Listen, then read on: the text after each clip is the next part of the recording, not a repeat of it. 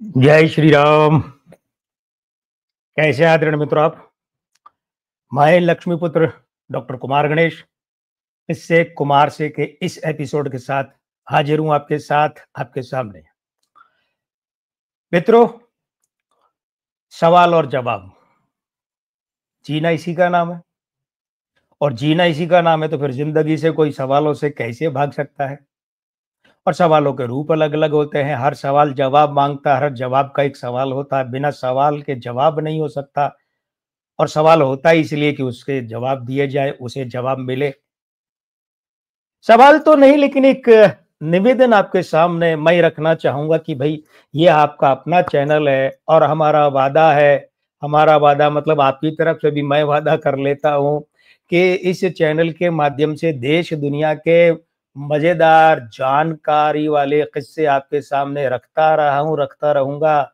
आपका तो दो तरह से सहयोग चाहिए। एक तो ये कि इस चैनल को आप सब्सक्राइब अभी तक नहीं किए हैं तो कर लीजिए और घंटी वाला बटन दबा दीजिए।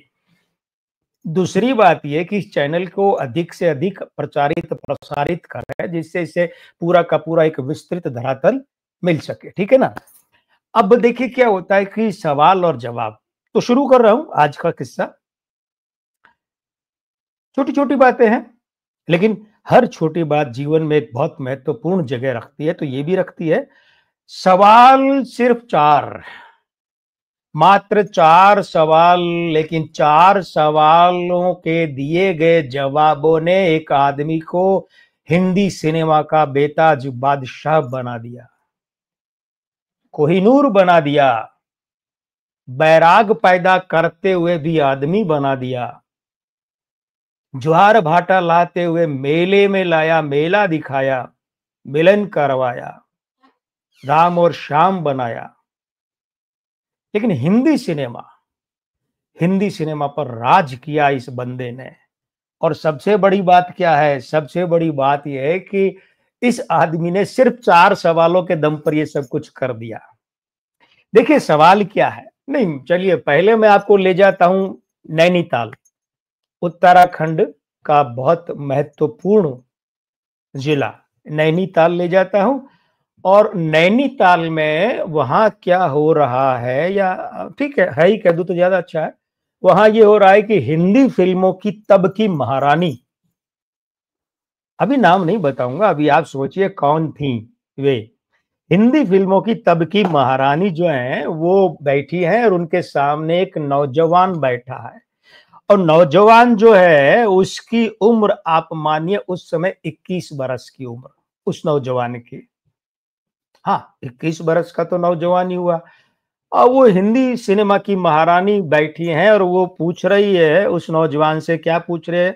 मात्र चार सवाल, कट टू कट जवाब, थिएटर वालों की भाषा में कट टू कट जवाब। पहला सवाल सुनिए। पहला सवाल, क्या आपने कभी स्टेज पर काम किया है? जवाब, नहीं मैडम। दूसरा सवाल, क्या आप एक्टिंग करना चाहोगे? जवाब, जी मैडम। तीसरा सवाल, क्या आप सिगरेट पीते हैं?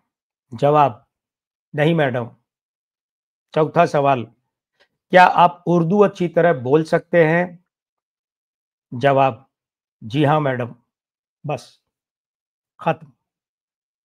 ये अब के सिनेमा की भाषा में कह सकते हैं कि ऑडिशन था। हिंदी सिनेमा की महारानी उस समय अपने सामने लगभग 21 बरस के एक नौजवान को बिठाए हुए थी और वे एक तरह से ऑडिशन ही ले रही थी। अब आप कहेंगे इसमें काहे का ऑडिशन? कोई एक्टिंग करवा कर तो देखी नहीं, कोई सीन करवाया नहीं, कुछ डायलॉग बुलवाए नहीं। भाई अपना अपना तरीका होता है ऑडिशन लेने का और देने का भी। हिंदी सिनेमा की वो महारानी जो है उन्होंने ये चार सवाल किए। मैं सवाल और जवाब फिर दोहरा दूं। उन्होंने, मैडम ने पहला सवाल किया, क्या आपने कभी स्टेज पर काम किया है? तो जवाब था, नहीं मैडम। दूसरा सवाल था, क्या आप एक्टिंग करना चाहोगे? जवाब था, हाँ मैडम, जी मैडम। तीसरा सवाल था, क्या आप सिगरेट पीते हैं? जवाब था, नहीं मैडम। और चौथा था, क्या आप उर्दू अच्छी तरह बोल सकते हैं? जवाब था, जी हाँ मैडम। बस, वो नवयुवक ऑडिशन में पास हो गया और बस कुछ ही समय में उस नवयुवक को 500 रुपए प्रति माह, यानी ध्यान दीजिएगा 1943 की बात है, परतंत्र भारत में 1943 उसकी बात है। 500 रुपया उस युवक को अनुबंध का मिला प्रति माह का, और 250 रुपया हर वर्ष इसमें बढ़ने का अनुबंध था। हस्ताक्षर हो गए। अब हुआ ये कि उस नव युवक से, हाँ ये भी ध्यान रखिएगा 1943 में 500 रुपया और ये 250 रुपए की बढ़ोतरी और बहुत बड़ी बड़ी बातें होती थी, ये साधारण बात नहीं है। तो उस युवक से मैडम ने पहले ही नाम पूछ लिया था, नाम क्या है वो सबसे पहली बात थी। तो युवक ने बताया था यूसुफ खान। अब आप में से कुछ एक तो समझ गए होंगे कि मैं किसकी बात कर रहा हूं।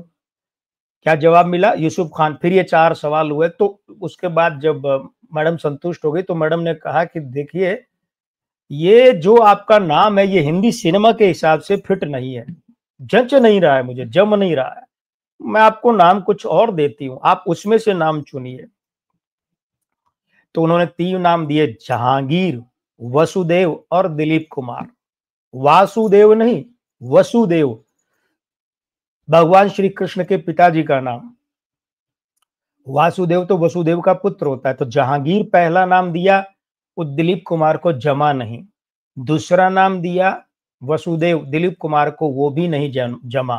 तीसरा नाम दिया था दिलीप कुमार, तो दिलीप कुमार बन गए यूसुफ खान। यूसुफ खान का वो नाम जम गया उन्हें, बोले ये ठीक है।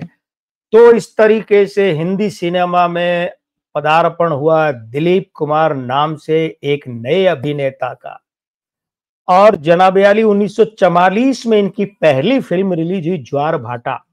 संयोगवश वो हिंदी सिनेमा की पहली फिल्म थी मोहम्मद रफी साहब की भी, और उम्र उनकी भी इतनी थी 22 साल जितनी दिलीप कुमार की थी।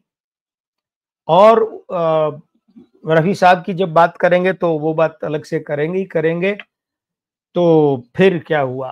फिर ये हुआ कि पहली फिल्म 1944 में आई। अरे हाँ हाँ हाँ हाँ, ये तो मैं भूल ही गया कि दिलीप कुमार की बात तो कर ली, पर हिंदी सिनेमा की महारानी आप में से कुछ तो समझ गए, शेष नहीं समझे बता दूं, वो थी देविका रानी, बॉम्बे टॉकीज की मालकिन। और हिमांशु राय जो बॉम्बे टॉकीज के मालिक थे, उनकी पत्नी देविका रानी, जिन्होंने हिमांशु राय के देहांत के बाद में बॉम्बे टॉकीज भी छोड़ दिया और एक रूसी चित्रकार से शादी की थी। और 1944 में ज्वार भाटा आई, फ्लॉप हो गई। उसके बाद दूसरी फिल्म आई प्रतिमा, तीसरी फिल्म आई मिलन, गाए जा गीत मिलन के तू अपनी लगन के सजन घर जाना है, याद है ना? धरती को आकाश पुकारे, आजा आजा प्रेम दुआरे आना ही होगा। भाई मुझे ये फिल्म बड़ी प्यारी लगी, लेकिन बॉक्स ऑफिस पर चली नहीं। तीसरी फिल्म मिलन, दूसरी प्रतिमा। तो ज्वार भाटा, प्रतिमा और मिलन तीनों नहीं चली। अब साहब नौशाद जो है, नौशाद ने संगीत दिया था मिलन फिल्म में। तो नौशाद जानते थे कि दिलीप कुमार क्या कर सकते हैं। उन्होंने किसी से बात की, बोले लड़का अच्छा है, एक्टिंग अच्छी करता है, ले लो। तो फिर अच्छा वो कंपनी, वो बैनर कौन था? वाडिया मूवी टोन, बहुत बड़ा बैनर था साहब उस समय, 40 के दशक में, 50 के आधे दशक तक, अंत तक थोड़ा थोड़ा वाडिया मूवी टोन बड़ा बैनर था। वाडिया मूवी टोन उन्होंने बात की तो वाडिया बंधुओं ने साइन कर लिया। जाहिर बात है नौशाद को ही संगीत देना था। हाँ इसमें एक खास बात और है, इसमें कहानी भी नौशाद की थी और फिल्म थी मेला। मेला फिल्म एक तब बनी थी, एक प्रकाश मेहरा ने अपनी दूसरी फिल्म एजी नडियाडवाला के, एजी नहीं गफार भाई नडियाडवाला के लिए बनाई थी, और तीसरी फिल्म बनी थी आमिर खान और भाई फैसल खान की। खैर, तो वाडिया मूवी टोन की फिल्म मेला 1948 में रिलीज हुई। ये जिंदगी के मेले दुनिया में कम न होंगे, अफसोस हम न होंगे, ये वाली मेला नरगिस के साथ थी ये फिल्म, और फिल्म सुपरहिट रही। तो आज अगर देखे, ये सोचे कि भाई अगर दिलीप कुमार का उस दिन मिलना, यानी उनकी बैठक नहीं होती देविका रानी के साथ, और वो 4 सवाल नहीं होते और उनके जवाब नहीं होते, तो शायद हिंदी सिनेमा जगत दिलीप कुमार जैसे दमदार, जानदार, शानदार और ईमानदार एक्टर से वंचित रह जाता। लेकिन हो ही है वही जो राम रची राखा। हाँ, राम रचीरा खाई समझिए कि आप जो है ना, ये चैनल अगर अभी तक भी सब्सक्राइब नहीं किया है तो कर लीजिए और इसके लिंक को अधिक से अधिक साझा करीजिए, इससे इसको बड़ा मंच मिल जाए ना भाई। आपके सहयोग से ही तो मिलेगा हमारी बातों को विस्तार, प्रचार और प्रसार। तो मैं लक्ष्मीपुत्र डॉक्टर कुमार गणेश आज के इस किस्से को, इस एपिसोड को यहीं विराम दे रहा हूं, लेकिन लौट कर तो आऊंगा अगले एपिसोड में, मगर अब विदा। हाँ, कभी अलविदा ना कहना। नमस्ते दोस्तों।